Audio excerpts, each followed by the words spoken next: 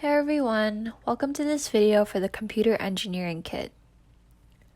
So in this video, we are going to be covering exercise 4, which talks about Python conditional statements. So feel free to pull out that instruction sheet to follow along.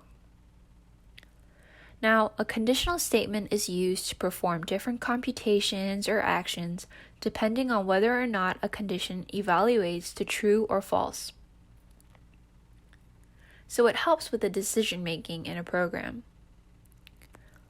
The instruction sheet includes a long list of logical conditions and their Python representations. You have probably used some of these in your math classes before, like the less than symbol. For example, during true or false worksheets. In true or false worksheets, you look at a statement and decide whether it is true or whether it is false. These are called Boolean values. Based on the Boolean results to these logical conditions, the program will know what to execute and what to skip over. The first two are probably ones that you haven't seen before.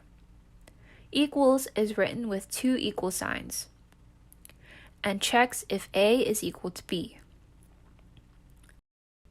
The next one also has an equal sign, but it also includes an exclamation point.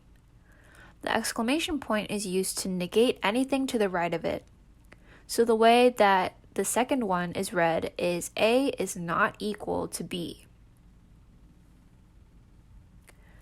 The if statement is the conditional statement that we will be looking at today.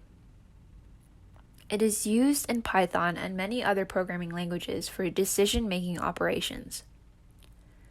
I have on the screen an if statement just to show the structure of it, since it is a little bit difficult to grasp at first.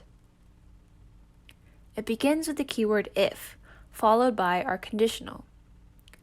We seem to have a variable called num of sides, and we are checking to see if it is equal to 4. If it is equal to 4, that would make the conditional true, and the code on the inside would execute.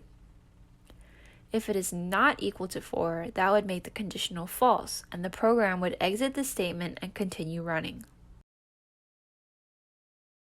Now let's go try this out with Artie.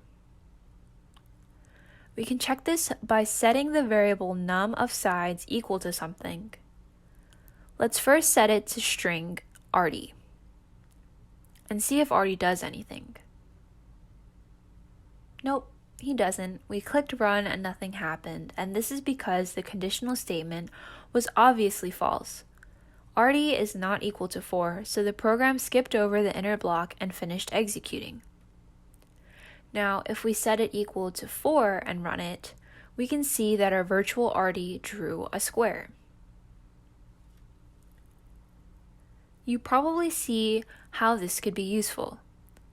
If statements allow us to run only what we need while still having everything in one place or one program. There will be a situation where you only need specific blocks or lines to run, and creating separate programs or functions for every case will be incredibly time-consuming and pointless. This is especially true since the majority of the code will most likely remain the same, and only one or two sections will be different to accommodate the situations. But this will be clear in the next exercise, where we will be combining all the exercises that we've had until this point, so make sure you've done those before moving on.